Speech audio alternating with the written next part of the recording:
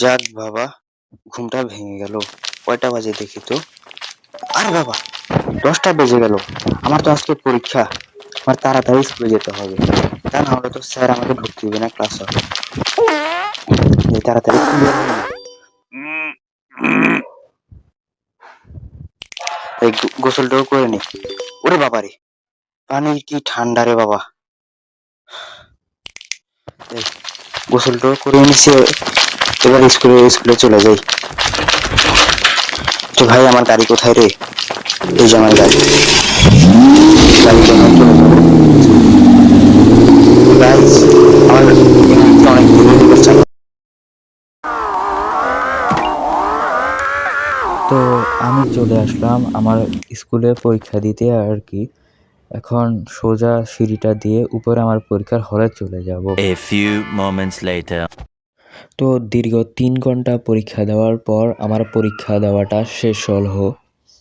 তো এবার আমি গাড়ি দিয়ে বাড়িতে চলে যাব। আর আমার এবারও পরীক্ষাটা ভাই অনেক খারাপ হয়েছে। আমি এখন মাকে বাড়িতে যেয়ে কি জবাব দিব? মাকে কি বলবো? আমি বাড়িতে যেয়ে আমি বুঝতেই পারছি না। মা যদি আমাকে বাড়িতে যাওয়ার পর জিজ্ঞাসা করে যে তুই পরীক্ষা কি ভালো দিয়েছিস কি না, আমি কি বলবো? মাকে কি জবাবটা দিব?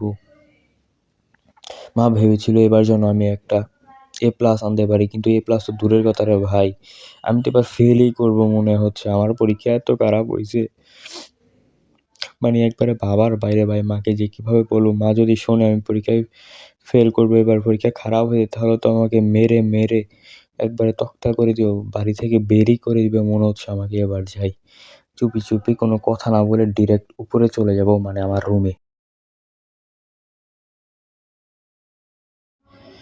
আমার মাথায় কিছুই কাজ করছে না।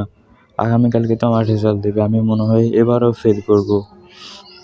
মাকে আমি কি জবাব দেবো? যদি আমি ফেল করি তাহলে তো মা আমাকে মেরে মেরে একবার তক্তা করে ফেলবে। ও, আমি তো একটা কাজ করতে পারি, আমি তো চাইলে এখন ঘুমাতে পারি। যাই ঘুমাই, রেজাল্টের দিনই দেখা যাবে।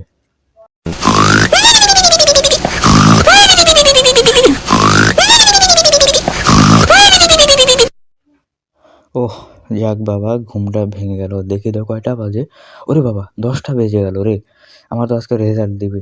আমি বুঝি না, আমার সবসময় লেটের উপর দিয়ে আমার জীবনটা কেন জানি যায়। দেখি তো ক্লিয়ার হয়নি একটু। একটু শীত পড়ে, এই শীতের মধ্যে তো 1 মাস ধরে গোসল করি না। যাই গোসলটাও করে নিই। ওরে মা গো রে, পানি কি ঠান্ডা রে বাবা। ওহ, ক্লিয়ারও হয়ে নিলাম, গোসলটাও করে নিলাম। যাই, এবার তাড়াতাড়ি আমাকে স্কুলে যেতে হবে।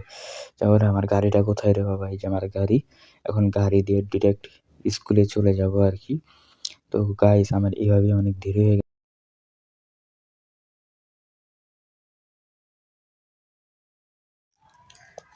ওহ যাক, আমি অবশেষে স্কুলে এসে পৌঁছাতে পারলাম। A few moments later. রেজাল্টটা নিলাম।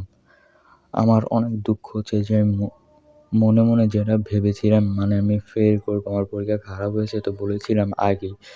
আমি সত্যি সত্যি আমি ফেল করেছি। এখন মাকে বাড়িতে যেয়ে কি জবাব দিব? মা যদি আমার কাছে জিজ্ঞাসা করে যে তোর রেজাল্ট কি হয়েছে, মাকে আমি কি জবাব দেবো? মা বলেছিল যে আমি যদি পরীক্ষায় একটা ভালো রেজাল্ট করতে পারি, যদি A+ আনতে পারি, তাহলে আমাকে একটা হেলিকপ্টার কিনে দেবে। এখন তো মনে হচ্ছে রে ভাই, হেলিকপ্টার তো দূরের কথা, একটা ঠেলা গাড়ির চাকাও কিনে দেবে না।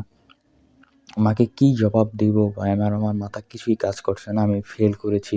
মা ভেবেছিল আমি একটা গোল্ডেন A+ আনতে পারবো, কিন্তু আমি তো ফেলই করলাম। এবার আমার অনেক ভয় হচ্ছে। মা যদি আমাকে এবার পিটিয়ে ঘর থেকে বের করে দেয়। যেখানে ভয় সেখানেই সন্ধ্যা হয়। যেটা ভেবেছিলাম, মা তো এবার আমার সামনেই পড়ে গেছে। না জানি মা কি আমাকে জিজ্ঞাসা করে যে বসে, আমি কি উত্তর দিব মাকে? কিরে, তোর রেজাল্টের কি খবর? না মানে মা, আমি একটু কি হয়েছে পুরো কথা বল। তুই কি এবার বালডেন A+ নাই? তুই তো আমার মান ইজ্জত একবারে পুরো ধুলোতে মিশিয়ে দিলে রে বাবা। কি বলো মা? এখানে ধুলো আসবে কোথা থেকে? আমাদের ঘর তো পুরো টাইলস করা। ওরে বাবা রে! মা, তুমি আমাকে দৌড়ে দৌড়ে আজকে কোথায় নিবে? মা আমাকে কিছু বলো না, আমি না হয় একটু পরীক্ষাতেই না হলে না না হলে ভুল করেছি তাই বলে কি তুমি আমাকে বাড়ি থেকে বের করে দিবে? প্লিজ আমাকে মাফ করে দাও মা। আমি পরের বার আমি ঠিকই গোল্ডেন এ প্লাস নিয়ে আসবো, আমাকে মাফ করে দাও। না, তোর কোনো মাফ নাই। তোকে দূরে এবার যেখানে নিয়ে আসছি, তুই আজ থেকে আমার ঘরে ঢুকবি না, তুই বাহিরেই থাকবি।